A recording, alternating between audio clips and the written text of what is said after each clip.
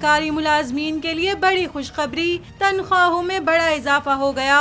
वफाकी हुकूमत ने बड़ा फैसला कर लिया। वफाकी हुकूमत ने ग्रेड 1 से 22 तक के तमाम मुलाजमीन के लिए हाउस रेंट की मद में 45% का इजाफा कर दिया है। ये इजाफा 6 शहरों के लिए किया गया, ताहम सबसे ज्यादा इजाफा इस्लामाबाद के लिए किया गया है। वजारत हाउसिंग एंड वर्क्स की जानिब से जारी करदा नोटिफिकेशन के मुताबिक वफाकी वजारतों, डिवीजन्स, मुंसलिक महकमों और डेली दफातर के अमले और अफसरान के लिए किराए के घरों के लिए हद का इतलाक इस्लामाबाद, रावलपिंडी, कराची, लाहौर, कोयटा और पेशावर में होगा और किरायों का तयन अफसरान और अमले के ग्रेड के हिसाब से किया गया है।